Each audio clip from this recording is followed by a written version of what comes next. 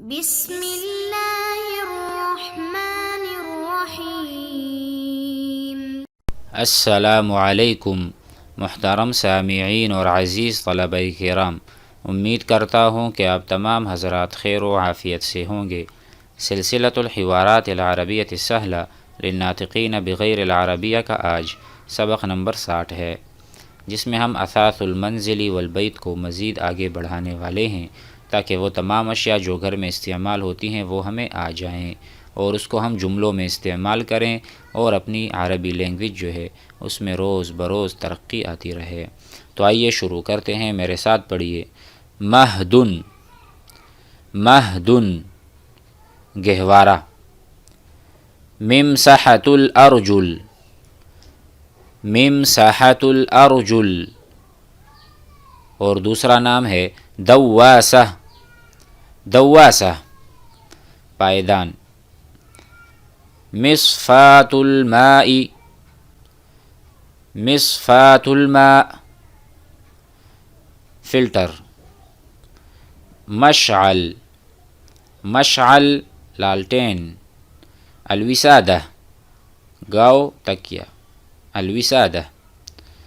مصباح توفیری، مصباح توفیری، اس کا دوسرا نام ہے اقتصادی، اقتصادی انرجی سیور۔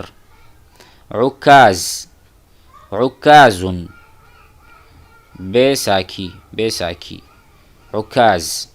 کرسی المعوقین، کرسی المعوقین ویل چیئر۔ سطل، سطل بالٹی۔ اریکۃ فوم، ہم نے پہلے پڑھا تھا اریکہ بمعنی کیا پڑھا تھا؟ صوفہ، تو یہ بھی صوفہ کی ایک شکل ہے، اسی لیے اس کو کہتے ہیں حشیۃ، بھی کہتے ہیں حشیۃ۔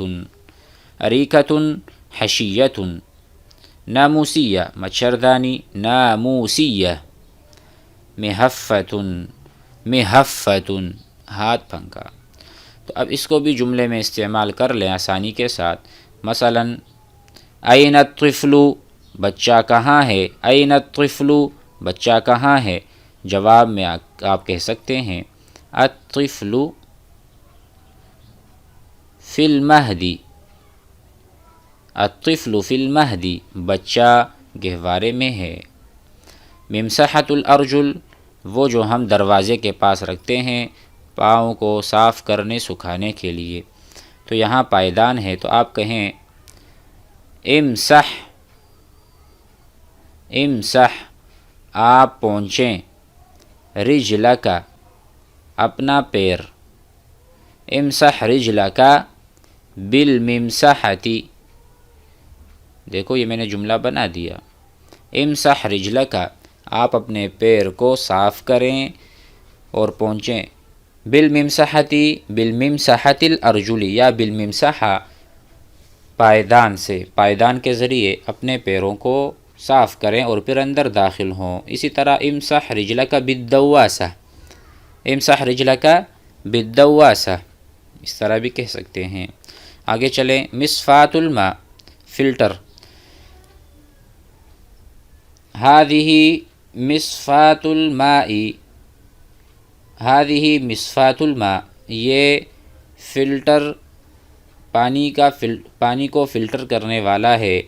تو میں کہوں گا ما عملها، اس کا عمل کیا ہے؟ یہ کیا عمل کرتا ہے؟ یہ کیا عمل کرتا ہے؟ تو جواب میں ہم کہہ سکتے ہیں تنقی، تنقی الماء، تنقی الماء پانی کو صاف کرتا ہے، یا تنقی کے بجائے آپ ایک اور فعل استعمال کر سکتے ہیں تصفی، تصفی صاف کرتا ہے۔ المصفاۃ تصفی الماء، المصفاۃ، المصفاۃ یہ جو فلٹر ہے تصفی صاف کرتا ہے الماء پانی کو، تو ہم یہ فعل لے سکتے ہیں، اس کو استعمال کر سکتے ہیں۔ آگے ہے مشعل۔ ھذا مشعل، یہ لالٹین ہے، میں کہنا چاہتا ہوں کہ اسے آپ یعنی لگاؤ تاکہ روشنی ہو جائے، تو کون سا فعل ہے؟ اس کے لیے ہم کہہ سکتے ہیں اشعل، اشعل آپ جلاؤ، اشعل المشعل، اشعل المشعل آپ لالٹین کو جلاؤ، اشعل یشعل، اشعل معنی کسی چیز کو لگانا اور آگ لگانا، اشعل، اشعل اشعل المشعل آپ لالٹین کو جلاؤ۔ اور آپ کہہ سکتے ہیں اشعل زید النار، اشعل زید النار زید نے آگ کو لگایا۔ اس کے بعد ہے الوسادہ، آسان ہے، ہادہ وسادہ یہ تکیہ ہے، ارید وسادہ مجھے تکیہ چاہیے، این الوسادہ تکیہ کہاں ہے، اشتریت وسادہ، اشتریت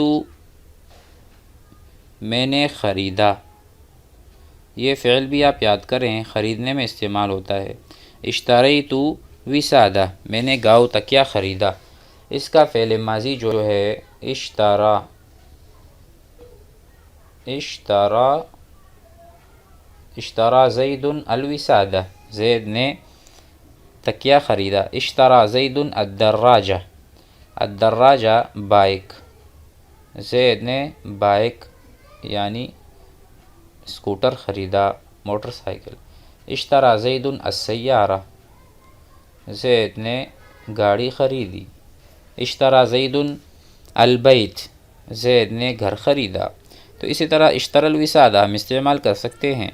مصباح توفیری، انرجی سیور، ہادہ مصباح توفیری، ہادہ عکاز یہ بیساکھی ہے جس پہ معذور لوگ اس سے استعمال کرتے ہیں، عکاز، ارید عکاز مجھے بیساکھی چاہیے۔